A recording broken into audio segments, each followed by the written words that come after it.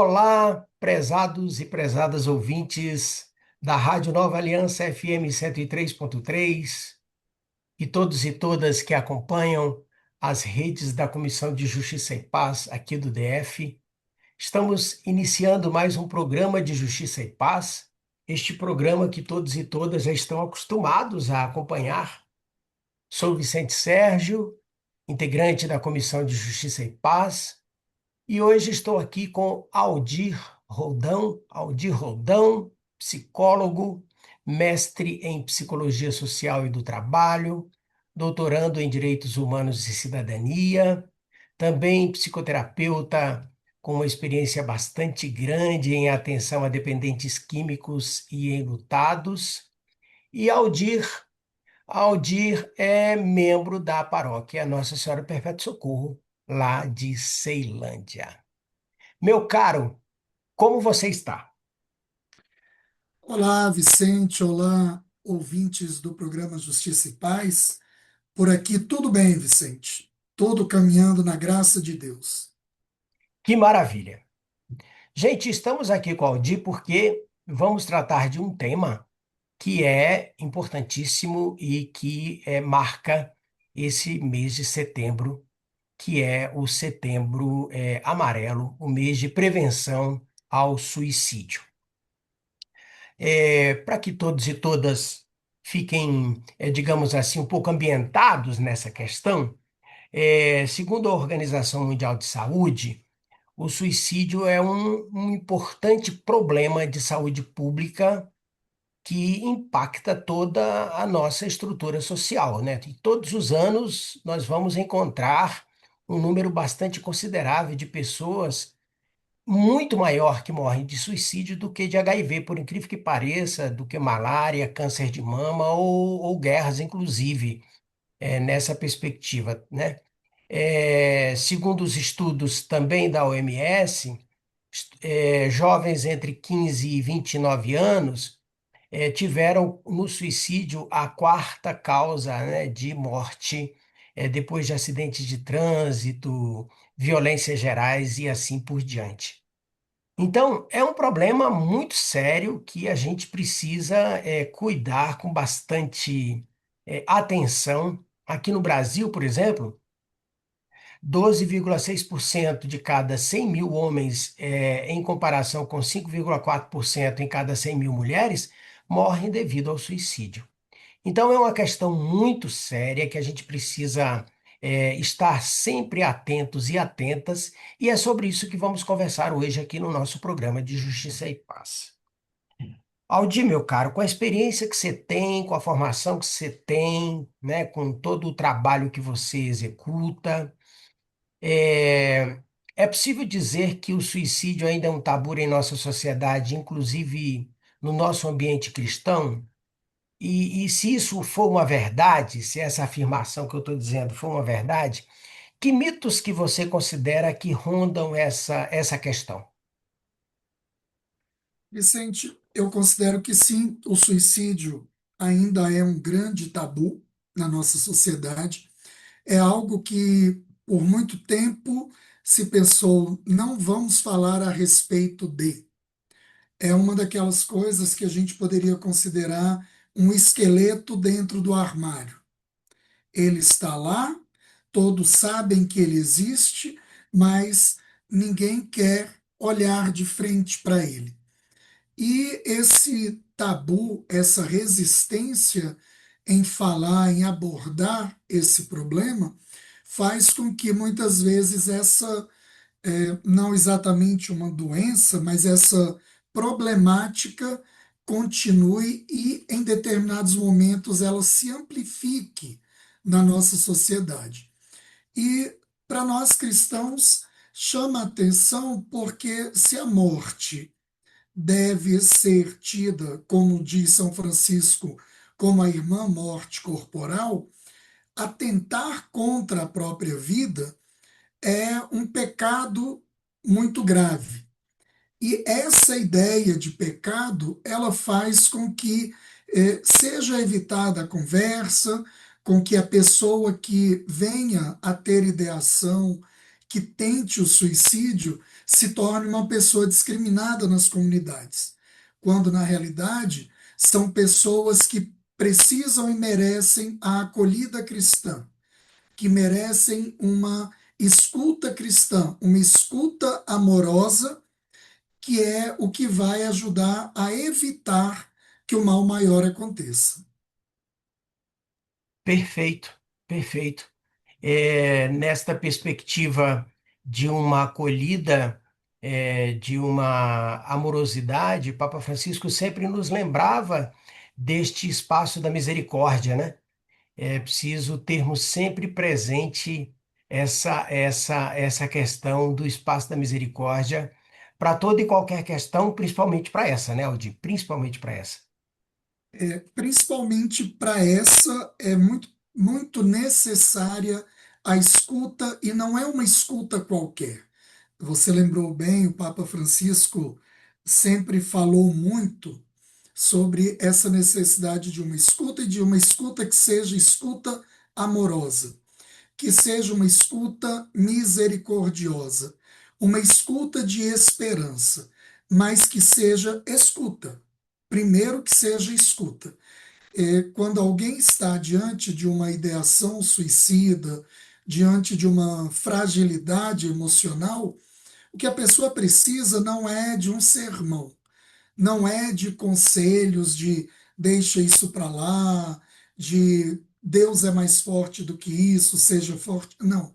Ela precisa de alguém que seja capaz de ouvi-la, de compreendê-la, de aceitá-la, sem julgamentos, sem lições de moral, mas buscando compreender que esse é um fenômeno humano, que em determinados momentos a perda de sentido, a perda de condição de vida faz com que a pessoa se questione. Esse questionamento sobre o que é a minha vida, de por que viver, de o que é que eu estou fazendo nesse mundo, que sentido tem tudo isso? Essas são reflexões que em algum momento passam pela cabeça, passam pela própria maturação, pelo processo de individualização. E esse processo precisa ser respeitado, precisa ser aceito e precisa ser cuidado. Veja, é, isso é uma questão de maturação na vida espiritual. No entanto, em algumas circunstâncias, isso também pode ser a identificação de um problema de saúde mental, e que aí precisa ser cuidado como um problema de saúde mental. Não é um problema espiritual. Ninguém tenta suicídio por uma possessão, por uma questão espiritual. A tentativa e o próprio suicídio são decorrentes de um fenômeno, de uma condição geral de vida. E essas condições precisam ser cuidadas.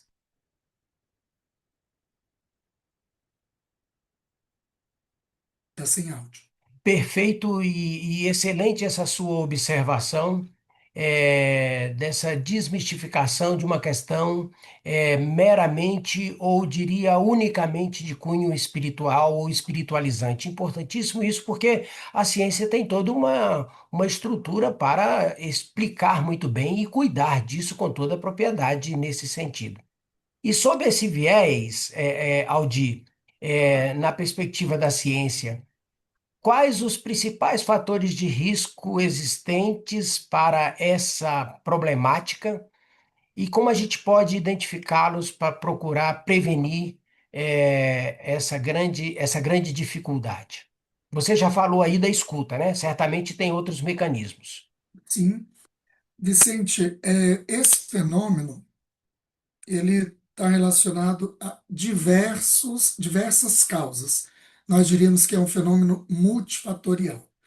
E aí, como eu falava de não confundir essa ideação com questões espirituais, eu acho que talvez aqui seja um bom lugar para começar lembrando que a espiritualidade é um fator de proteção. A espiritualidade protege, nos fortalece para que não ocorra a tentativa, mas isso quer dizer, é preciso um cuidado com uma espiritualidade madura, com uma espiritualidade que se desenvolve pela meditação, pela oração, mas se desenvolve pela vida em comunidade. Um outro aspecto importante, preventivo, fator de proteção, é a convivência. É a convivência, claro, com um grupo com o mínimo de sanidade, um grupo que seja capaz de perceber os afetos, de trocar experiências e que não seja um grupo monotemático. Como assim não seja um grupo monotemático? Um grupo que seja capaz de conversar sobre coisas da vida, sobre toda a vida, e não apenas de um tema único. Um grupo que se reúne para falar de política e só fala de política. Não é exatamente um grupo de prevenção. Um grupo que fortalece é aquele que é capaz de falar do dia a dia, é capaz de falar do trabalho, dos interesses em arte. Então, quanto mais nós temos um grupo de referência, mais isso nos fortalece. Um outro aspecto é o aspecto físico, ou seja, aquela concepção de que nós somos um corpo, uma alma, um espírito, uma mente. Não.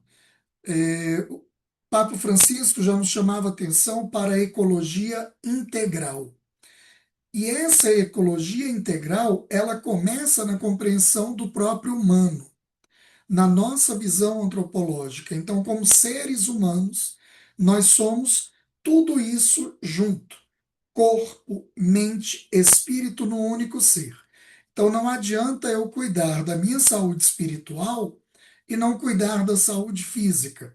E quando eu falo aqui de saúde física, eu falo na perspectiva biopsicossocial e não na perspectiva saúde e doença.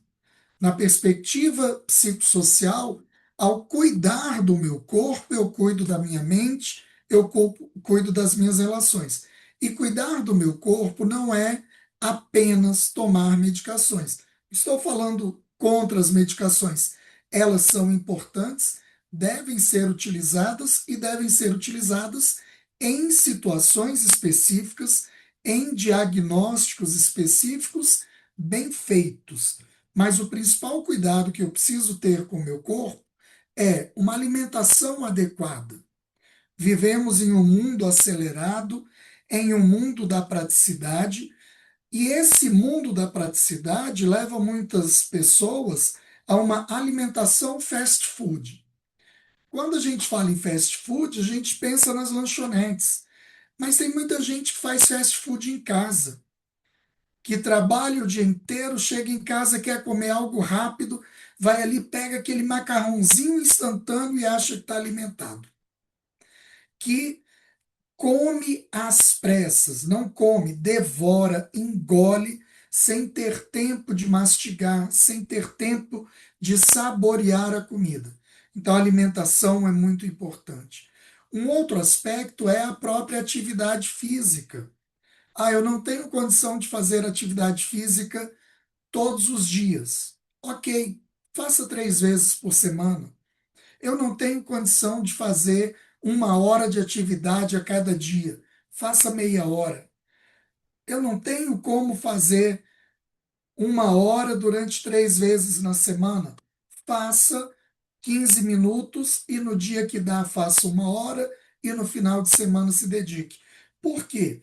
A atividade física é fundamental para a produção de neurotransmissores. O nosso cérebro funciona melhor quando mantemos uma rotina de atividade física adequada, de alimentação adequada.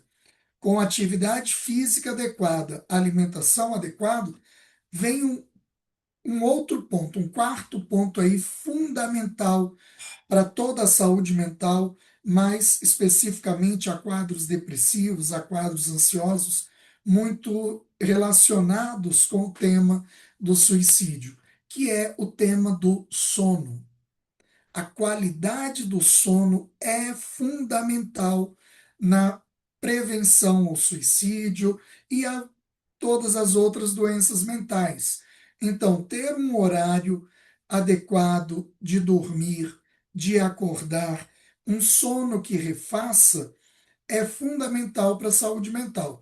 E esse sono adequado, ele vem por meio de uma alimentação adequada, atividade física adequada, e aí entra a espiritualidade, a meditação, a reflexão, que pode ser um grande fator indutor do sono e de um sono de qualidade. Então, essas são medidas básicas que cada um de nós deve ter. Nós começamos falando de uma escuta ativa. Se eu não tiver com a minha atividade física em dia, com o meu sono em dia, com a alimentação em dia, eu me torno menos capaz de uma verdadeira escuta ativa, de uma escuta amorosa. Perfeito. É, me parece, com toda a sanidade mental que ainda me resta, que esta é uma atividade para todo mundo, inclusive, não só para estes que estão em processo, não é verdade? Ex- Porque nessa perspectiva estamos todos meio malucos assim nesse movimento incessante que onde o silêncio para que a gente pense na gente é algo absurdamente incomum. Nos incomodamos com o silêncio para ouvir a gente, né, Aldi? Isso, a sociedade líquida, como dizia Bauman, né? Uma sociedade líquida, fluida, muito célere, tudo tem que ser para ontem, tudo tem que ser muito grande, tudo tem que ser para os outros verem. É uma sociedade do esgotamento mental, do esgotamento da saúde mental. E aí, nós estamos falando agora, porque setembro é o Setembro Amarelo, nos convida a uma reflexão maior sobre o suicídio, mas nós vivemos um momento em que a saúde mental está muito pressionada em todos nós. Então, todos nós precisamos desses cuidados. E se nós temos um ente querido que atravessa esse tipo de problema, mais ainda nós precisamos cuidar da nossa própria saúde mental. Para quê? Para que possamos ser bons cuidadores. Perfeito. Você, então, prezados e prezadas ouvintes da Nova Aliança FM 103.3 e todos e todas que acompanham as redes da Comissão de Justiça e Paz, estamos aqui no nosso programa de Justiça e Paz, conversando com o Aldi, psicólogo, sobre essa temática do Setembro Amarelo, a temática do suicídio, e como ele mesmo disse, é uma temática abrangente, mais abrangente na perspectiva do cuidado com a saúde mental, né? A preocupação do cuidado que cada um e cada uma de nós deve ter com a saúde mental. Pelo que você disse aí, então, há uma relação bastante íntima entre suicídio e participação em atividades de grupo, participação no coletivo, saúde física e saúde mental, né? Tudo isso está muito ligado e interligado. Está muito ligado, e aqui, Vicente, a gente não pode deixar de chamar atenção para esse mecanismo que nós estamos utilizando, que é fantástico, da teleconferência, das telas, mesmo da inteligência artificial. Isso é uma dádiva, é uma grande coisa que Deus coloca à nossa disposição. Mas, se não soubermos usar bem, essa também é uma grande ferramenta que nos afasta das pessoas, nos aproxima de quem está longe, nos afasta de quem está perto, e ao mesmo tempo em que eu falava dos neurotransmissores, dos hormônios que a atividade física, que a alimentação e mesmo o contato com outras pessoas nos provocam, por outro lado, as telas são instrumento muito grande de adoecimento mental. São instrumentos da quebra da memória, da atenção, mas também dos afetos. É muito fácil desligar a câmera e esquecer o outro e propagar o ódio por esse meio. Então, um dos cuidados com saúde mental, muito simples, hoje qualquer um que tenha um aparelho de celular, um tablet ou mesmo computador, tem ferramentas de controle de tempo de uso. Pegue o seu celular, programe nele o controle de tempo de redes sociais. No seu notebook, no seu computador, instale aquele aplicativo que permite lhe sinalizar a cada 50 minutos que é hora de você levantar, é hora de conversar com alguém, é hora de tomar água, é hora de fazer o corpo se movimentar.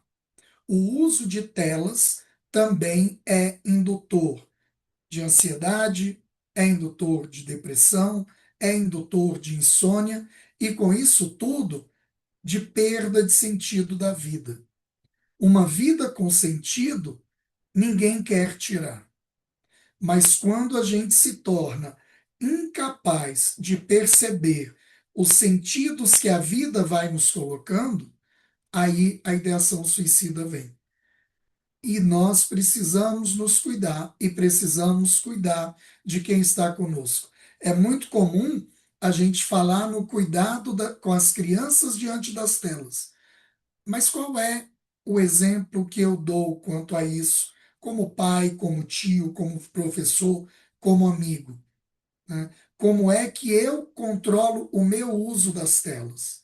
Perfeito, perfeito, perfeito. É, e, Aldi, para aqueles que têm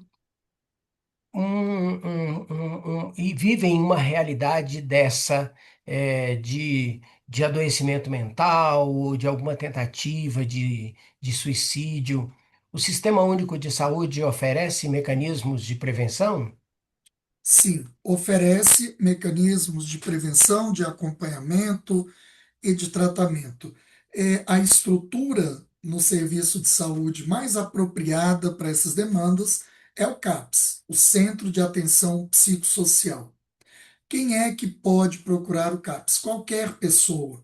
Não precisa imaginar que já está num quadro grave, não precisa esperar uma tentativa de suicídio, um quadro de depressão grave, depressão maior, de ansiedade grave. Procure antes. Se você procurar na unidade básica de saúde, o médico da família está habilitado para reconhecer os principais sinais, para prestar o auxílio emergencial. A equipe de enfermagem também está preparada para um socorro inicial. As policlínicas têm condição de cuidado. O CAPS é a unidade especializada. Quando o caso já é mais sério, quando o caso está realmente com dificuldade de resposta, o CAPS é o lugar. Eu falava da dependência química, Vicente, e muitos casos de suicídio estão relacionados à dependência química, ou do dependente ou de familiares de dependentes. Para isso, existem CAPs específicos, Centro de Atenção Psicossocial Álcool e Drogas, que são ferramentas a serem usadas. Além disso, existem grupos de ajuda mútua ligadas, ligados, destinados a pessoas que sobreviveram ao suicídio. Como assim sobreviveu ao suicídio? Sobrevivente ao suicídio não é aquele que tentou, mas aquele que ficou com o luto da perda de um familiar por suicídio e também para pessoas que já tentaram suicídio. Então, aquela pessoa que está diante desse cenário pode procurar o grupo de ajuda mútua, pode procurar a unidade básica de saúde, pode procurar o CAPS. O que ela não pode é ficar sozinha em casa com vergonha, pensando que isso é falta de Deus, pensando que essa dor precisa ser resolvida de um jeito mágico. Não, essa dor que ela sente é real e ela precisa de ajuda para enfrentar essa dor psíquica. E a ajuda está na rede pública de saúde, a ajuda está em grupos de ajuda mútua, está muitas vezes em grupos de fé, os círculos bíblicos, Uhum. o apostolado da oração, em grupos de igreja que se encontram e que vão e que fazem uma atividade de convivência, de relacionamento sólido. Perfeito, perfeito. Nós perdemos a sua imagem, mas te ouvimos muito bem. Não sei por que ficamos sem sua imagem, mas está ótimo. Aldir, o tempo. Opa, agora voltou, agora voltou, agora Foi voltou. alguma coisa aqui É, do mas, ferramenta. mas a mensagem ficou perfeita. Meu caro, o nosso tempo, Cronos nunca nos é favorável, né? Cronos é sempre o nosso perseguidor, né? Ô, dificuldade. É por isso que temos que ir em busca de Ion, E bem lembrado, o tempo do bem viver. bem lembrado, bem lembrado, bem lembrado. Depois podemos marcar uma outra hora para conversar um pouquinho sobre este novo tempo, viu? Sim, Mas gostaria de agradecer demais, estamos aqui já encerrando. Agradecer demais a sua disponibilidade em estar aqui para conversar conosco sobre suas palavras aí para a gente ir encerrando por aqui, prezado Aldir. eu agradeço a você, Vicente, a CBJP, por essa oportunidade, né? E convido as pessoas a falarmos sobre a saúde mental, a conversarmos sobre os afetos, a conversarmos sobre aquelas dores que não são necessariamente dores do corpo, mas que são muito reais. Não é por não doerem no corpo que não são dores. Dói na alma, dói no espírito e precisam ser conversadas. E convido também a comunidade cristã a buscarmos aprender a comunicação não violenta, a aprendermos a resolução pacífica de conflitos, a mediação, para assim sermos capazes de promover escuta ativa e cuidar daqueles que mais precisam e não precisam de muito, precisam do nosso afeto, da nossa capacidade de sermos bons ouvintes. Perfeito, meu querido, perfeito. Muito agradecido pela sua disponibilidade, como disse. E prezados e prezadas ouvintes da Nova Aliança FM 103.3 e aqueles e aquelas que acompanham as redes da Comissão de Justiça e Paz. Lembramos a todos e a todas que a rádio ela é uma instituição sem fins lucrativos e que, portanto, ela precisa da doação e da ajuda de todos e de todas para a manutenção. Aqueles e aquelas que puderem e desejarem ajudar e colaborar nessa missão, a chave Pix para a colaboração é pix@novaalianca.org.br. Repetindo, pix@novaalianca.org.br. Certamente a sua colaboração vai ajudar em muito na missão de evangelizar da Rádio Nova Aliança, essa sintonia da esperança. Convidamos a todos e a todas para, em seguida, ouvirem a reflexão da nossa querida integrante da Comissão de Justiça e Paz e teóloga, Simone Furquim. Um grande abraço para todo mundo e até o próximo programa de Justiça e Paz. Olá, ouvintes! A leitura de hoje é Lucas, capítulo 6, 43 a 49.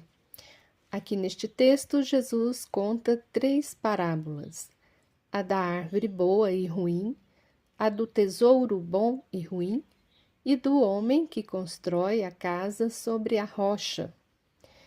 Nestas parábolas há elementos comparativos para ensinar como deve ser e fazer o bom cristão, ou seja, deve ser a árvore boa, os frutos bons, o bom tesouro e o bom construtor. Se assim o faz, não cairão na contradição e ruína, pois ouve a palavra de Deus e a coloca em prática, como ensina neste texto. Estes são diferentes dos hipócritas, aqueles que fazem discursos belos que passam por tementes a Deus, mas não praticam a palavra de Deus. Essa é a conclusão de Jesus. Como colocar a palavra de Deus em prática nos dias de hoje? Como não ser como os hipócritas denunciados por Jesus? Ou seja, vão à missa ou ao culto todos os domingos, rezam, Senhor, Senhor, porém, suas práticas contradizem o que Jesus ensinou? A teoria e a prática, as contradições do que se prega e se pratica, era problema que levava à destruição da dignidade de vida das pessoas desde o tempo de Jesus. Saber ouvir, aderir e praticar verdadeiramente o Evangelho é construir com alicerce bem seguro nossa vida, nossa comunidade, nossa igreja, nossa sociedade. Jesus adverte essas pessoas. A boca fala do que o coração está cheio. Também no Evangelho de Mateus tem uma passagem que Jesus faz uma crítica contra essas autoridades religiosas e políticas. Ele vai dizer assim: é do coração que vêm os maus pensamentos, os crimes de morte, os adultérios, as imoralidades sexuais, os roubos, as mentiras e as calúnias. Isso está em Mateus, no capítulo 15, 19.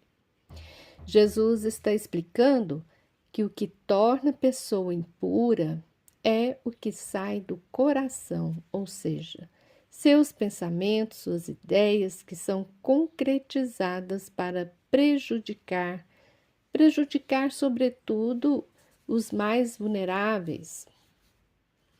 Hoje, os púlpitos das igrejas estão sobretudo nos palanques de grupos políticos para instrumentalizar a Bíblia em nome desses jogos de poderes. Usam o nome de Deus para legitimar ações antidemocráticas, discursos de ódio contra todos aqueles que não se enquadram em suas ideologias. E como adverte Jesus, a boca dessas pessoas fala do que o coração está cheio. Que o nosso coração se encha da paz inquieta de Jesus, para proclamar palavras de justiça, e que, atualmente, estamos conscientes de que é necessário também fazer justiça e punir todos aqueles grupos que se armaram e tentaram destruir nossa democracia e a soberania de nosso país. Amém.